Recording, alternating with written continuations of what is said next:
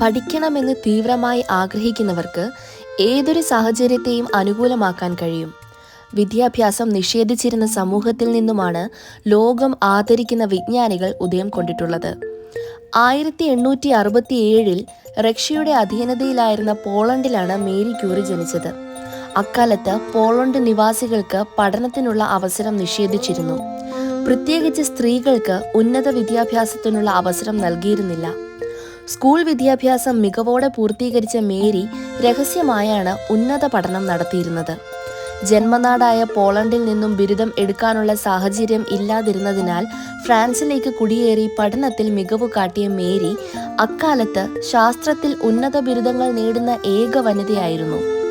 തൻ്റെ 9-ാം വയസ്സിൽ സഹോദരിയെയും 11-ാം വയസ്സിൽ അമ്മയെയും നഷ്ടപ്പെട്ട മേരി ക്യൂറിയെ മുന്നോട്ട് നയിച്ചത് അറിവിനോടുള്ള അഭിനിവേശമായിരുന്നു. പഠനവും ഗവേഷണവും ജീവിതമാക്കിയ മേരി ക്യൂറി ശാസ്ത്ര ലോകത്തിന് നൽകിയ സംഭാവനകൾ മഹത്തരമാണ്.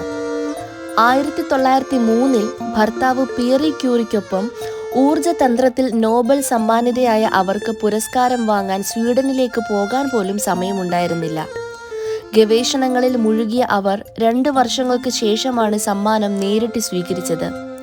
പൊളോണിയം, റേഡിയം എന്നിങ്ങനെ 2 മൂലകങ്ങൾ കണ്ടെത്തിയ മേരി ക്യൂറിയെ തേടി 1911 നോബൽ സമ്മാനം വീണ്ടും എത്തി. ഇത്തവണ രസതന്ത്രത്തിനായിരുന്നു പുരസ്കാരം. ഒരു മൂലകത്തിന് സ്വന്തം പേര് നൽകി ശാസ്ത്രലോകം ആദരിച്ച മേരി ക്യൂറിയുടെ ജീവിതം ക്ലേശകരമായിരുന്നുവെങ്കിലും അവർ അനുഭവിച്ച ക്ലേശങ്ങളിലൂടെ കണ്ടെത്തിയ അറിവുകൾ ലോകത്തിന് വലിയ നേട്ടമായി.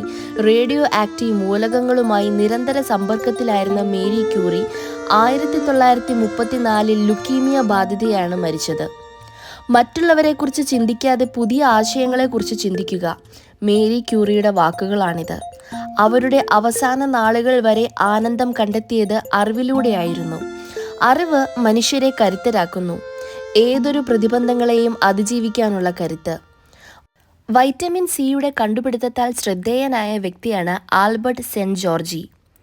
1937 നോബൽ സമ്മാനിതനായ അദ്ദേഹത്തിൻ്റെ അഭിപ്രായത്തിൽ മറ്റുള്ളവർ കാണുന്നതൊക്കെ കാണുകയും എന്നാൽ മറ്റുള്ളവർ ചിന്തിക്കാത്തത് ചിന്തിക്കുകയും ചെയ്യുന്ന പ്രക്രിയയാണ് ഗവേഷണം.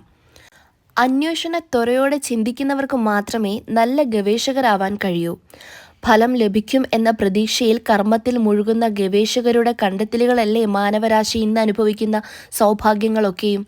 തൻ്റെ ഗവേഷണ ഫലങ്ങളെല്ലാം തൻ്റെ പേരിൽ കുറിച്ച് പേറ്റന്റ് എടുക്കാൻ മേരി ക്യൂറി തയ്യാറായിരുന്നില്ല.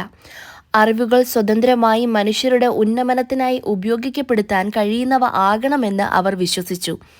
പുരസ്കാരങ്ങളിൽ നിന്നും ലഭിച്ച സമ്പത്ത് പോലും അവർ ശാസ്ത്ര ഗവേഷണം നടത്തുന്ന വിദ്യാർത്ഥികൾക്കായി ചെലവിടുകയായിരുന്നു.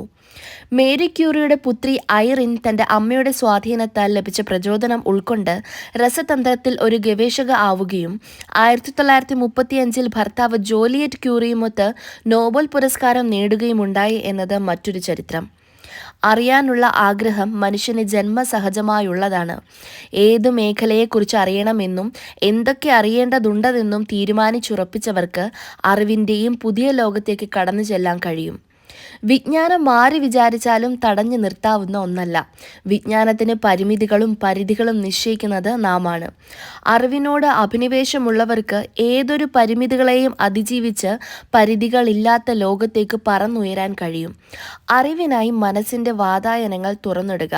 ഇച്ഛാശക്തിയോടെ പ്രവർത്തിച്ച മേരി ക്യൂറിക്ക് തൻ്റെ അറിവ് കൊണ്ട് ലോകത്തെ പ്രചോദിപ്പിക്കാൻ കഴിഞ്ഞതുപോലെ നാളെ നിങ്ങൾക്കും അറിവിലൂടെ വിജയം സാധ്യമാക്കാൻ കഴിയട്ടെ.